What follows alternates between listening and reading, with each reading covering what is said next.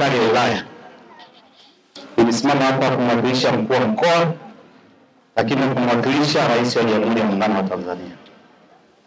Wanatoa pole sana kwa familia kwa kuondokewa na ndugu yetu Daniel.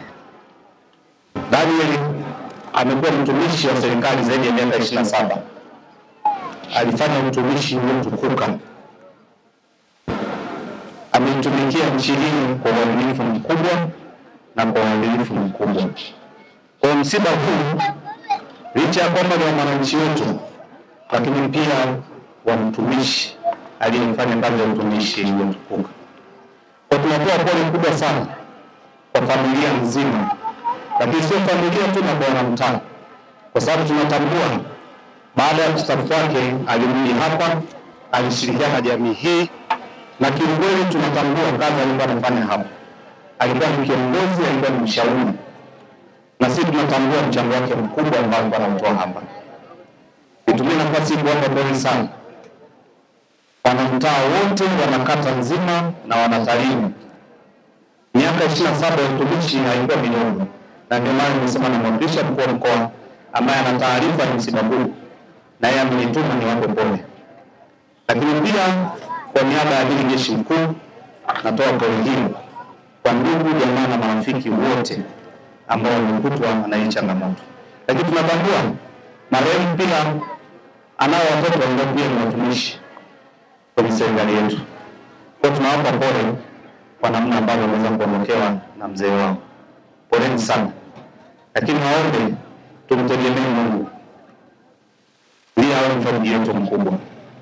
Nitumie nafasi hii kuwashukuru wananchi wote wanatalimu kwa upendo ambao mnaonyesha mara kwa mara. Tumekuwa na misiba mingi iliyofuruliwa ambayo imeongozana. Zaidi ya wiki nzima tuna misiba. Lakini mmekuwa mkijitoa, mnaacha shughuli zenu mnakuja mshiriki na hawa ambao wamepata changamoto. Niwashukuru sana kwa moyo wa upendo na ushirikiano mkubwa ambao mnafanya.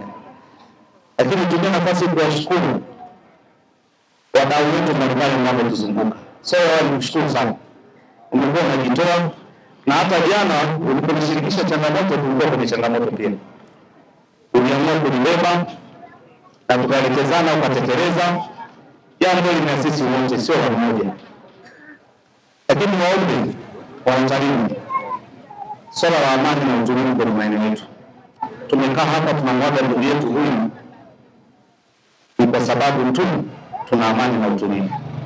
Niombe tuendelee kushikilia amani yetu na utulivu wetu.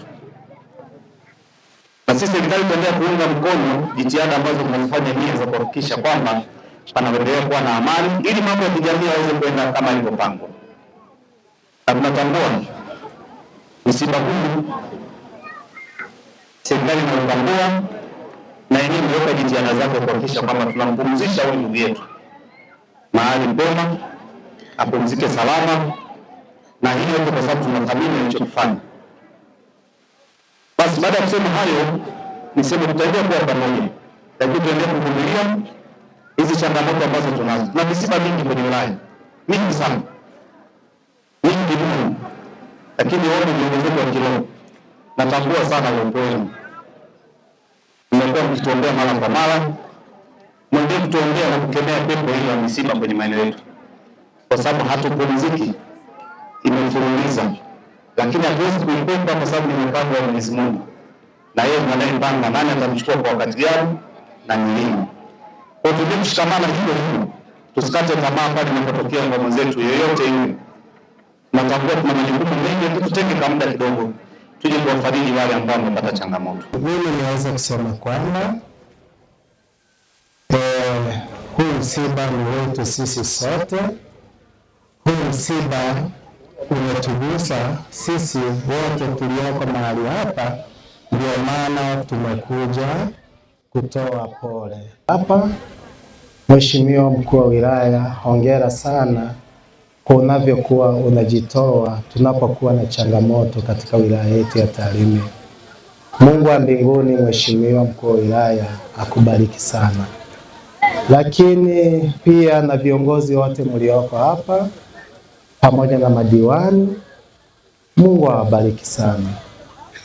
Kwa hivyo niweza kusema kwamba Mzee Msenyo ni mzee wangu ambaye amekuwa wa msaada sana kwenye maisha yangu, na niweze kusema kwamba kwa kweli mzee huyu amekuwa msaada kwetu sisi vijana wengi, maana amekuwa akitufundisha mambo mengi kwamba tuweze kuishi na jamii vizuri, na ndio maana hata haya tunayoyafanya kwa ajili ya jamii ni baada ya kuwa tuna wazee wa muhimu. Tulikuwa na wazee wa muhimu kama hawa, lakini pia kuna wengine bado wapo wanaendelea kutuelimisha ili tuendelee kuyatenda yaliyo mema. Ndugu zangu mlioko hapa, ninawaomba kwamba tujikakamue na tujitahidi kutenda wema. Tukiwa mahali hapa, hatujui kwamba wakati huu tunaongea, hatujui ni nani aliyeondoka muda huu, hatujui ni nani anayefuata baada ya kuwa tumetoka mahali hapa. Tupambane kutenda mema, tupambane kusali, tupambane kupendana, tupambane kutokutegeana hajari. Kuna mtu anaweza kuwa amefurahi kuona mzee Msenyo amelala mahali hapa, lakini wewe hauoni kwamba siku yako wewe inafuata kwa staili gani. Kwa hivyo kitu kingine ninachowaomba ni kwamba tuendelee kuhamasishana, tuendelee kuhamasishana kufanya kazi, tuendelee kuhamasishana kuendelea kubebeana mizigo, ili tuendelee kulijenga taifa letu. Ili taifa ni taifa tajiri, ili taifa linahitaji watu tufanye kazi ili tuweze kufikia malengo. Si ni kweli ndugu zangu? Sisi kufanya kazi, wazee wetu hawa watateseka. Bila sisi kufanya kazi, mama zetu hawa watateseka. Kwa hivyo wewe ulio na nguvu, tuendelee kufanya kazi ili tuwasaidie wazazi wetu hawa, lakini pia tulisaidie taifa. Bila kufanya kazi, kulalamika serikali na kwamba itusaidie. Serikali itakusaidia baada ya kuwa unafanya kazi. Wewe unaofanya kazi, ukienda pale ukilalamika, utasikilizwa, kwa sababu utaenda kwa hoja wewe ulionayo. Kinachokisema ni kitu kimoja, kwamba sasa hivi kuna hali ambayo sio rafiki. Ninaomba mnisaidie kwa kuchukua muda. Kuna hali sio rafiki, lazima tuangalie na chakula. Wewe ambaye una kahera kako kadogo, tuangalie tununue chakula tuweke ndani. Hali ya hewa sio rafiki. Mkiangalia sasa hivi mahindi yamekuwa hayapo. Kwa hivyo kwa kile kidogo ulicho nacho, hebu tujaribu kuangalia tununue mahindi, tununue mihogo, tununue kile chakula ambacho kina uwezo wa kukaa muda mrefu, ili tuone kama tunaweza tukavuka kana hili. Ndugu zangu, mimi ninawaomba ili kesho na kesho kutwa tusianze kulalamika kwamba tuna njaa, kumbe sisi wenyewe ndio tuliuza chakula tukamaliza. Kwa hivyo mimi hayo ndio ya kwangu. Nipenda kumshukuru mkuu wa wilaya na jopo lake, maana jana mheshimiwa mkuu wa wilaya gari ambayo ulioagiza tupewa pale hospitali la tulipewa. Kwa hivyo mheshimiwa mkuu wa wilaya tunakushukuru, lakini tunaushukuru uongozi wa hospitali. Tunaushukuru uongozi wa hospitali, baada ya kuwa tuliomba msaada kwa maelekezo ya mkuu wa wilaya, tulipewa ushirikiano mzuri sana. Mheshimiwa mkuu wa wilaya, Mungu akubariki sana. Basi zaidi ya yote sitakuwa na mengi. Kwa mbinguni endelee kuwapa nguvu. Kwa niaba ya Chama cha Mapinduzi tunatoa pole sana kwa msiba huu. Mzee huyu alikuwa ni mzee wa watu, na sisi tulikuwa tunamuita Defao. Na mzee huyu wakati mwingine mimi nasema, nikiwa mwenyekiti wa serikali ya mtaa wa Bomani, mzee huyu ndiye alimshawishi mimi kugombea nafasi ndani ya chama wilaya. Huyu mzee na akaniambia unastahili kuwa kiongozi na unaweza kuongoza. Na maneno ya huyu mzee sikuyapuuza. Nilienda nikachukua fomu 2017 nikagombea uongozi wa Chama cha Mapinduzi na nikashinda. Awamu ya pili nilimfuata huyu mzee. Nilimwambia mzee, sasa Defao inakuwaje pale kwenye nyumba yake ya mjini? Niambie. Akaniambia tata mbona Mungu dhambi unatalinda. Nikaenda kifua mbele na nikashinda. Sasa nimehudhuria awamu ya tatu, nitamuuliza nani kwenye mapito ya mzee. Lakini itoshe kusema kwa niaba ya Chama cha Mapinduzi wilaya Tarime, kamati ya siasa, tunatoa pole sana na tunashirikiana kwa karibu, lakini zaidi ya yote tuyaenzi yale aliyokuwa akiyaishi mzee wetu. Asante yote. Naomba kutoa pole na kujua kwamba tayari paroko ameshaongea, mimi sitakiwi kuongea mambo mengi. Mimi niombe tu kusema kwamba naomba kutoa pole kwa familia aliyelala hapa. Ule mzee ni rafiki yangu, siwezi kumwelezea zaidi, lakini kwenye kata kuna misiba mingi. Hapa ninapokea msiba ambao uko kule Kagota ambao nimeacha wanaendelea, lakini cha msingi ninajua kwamba wengi wameshaongea. Niombe tu, huyu mzee amepigana vita na amemaliza. Nina hakika ameacha watu na alifanya mambo mazuri mengi. Kinachoweza kufanyika ili kumwenzi ni kuendelea kufanya mazuri yale ambayo alikuwa anayatekeleza. Kwa hiyo niombe familia, vijana wake, watu wake wa karibu, hebu muendelee kufanya matendo mazuri yale ambayo mzee alikuwa anayafanya.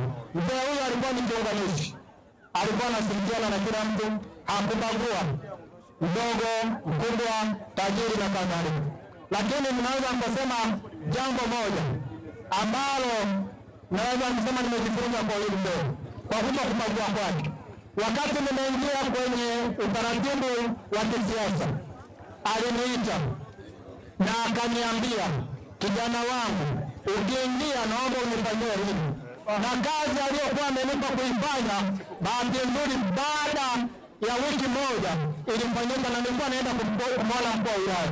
Ilikuwa ni swala la kumwekea umeme.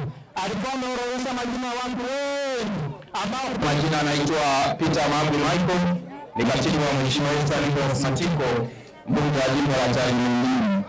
Kipekee kwa niaba yake niweze kutoa salamu za pole kwa familia, kwa ndugu, jamaa na marafiki kwa kumpoteza baba yetu, babu yetu, ndugu yetu ambaye ameimaliza safari yake hapa duniani. Yapo mengi aliyoyatenda na yapo mengi na mengi aliyozungumzwa. Hiyo yote tu ni katika historia, ni katika kitabu ambacho Mwenyezi Mungu alimwandikia ili aweze kupita. Hivyo basi katika kumwenzi tukapate kutenda na kuishi yale mema aliyopata kuyatenda katika siku za uhai wake. Kwa sababu tu ya maslahi ya muda, nipende tu kusema kwamba Mheshimiwa mbunge Nicholas Matiko anawapa pole sana sana sana. Jimbo la Tarime mjini, kama ambavyo nimefika hapa nimesikia mkuu wa wilaya akizungumza, tumekuwa na misiba mingi. Hata mimi nimechelewa kufika hapa, nimetoka kwenye misiba minne. Huyu msiba ninatakiwa tena nikitoka hapa nikimbie tena kwenye msiba mwingine. Kwa hiyo tuendelee kuombeana heri, tuendelee kuombeana maisha marefu ili Mwenyezi Mungu aweze kutuepusha na janga hili la vifo ndani ya halmashauri yetu ya mji wa Tarime.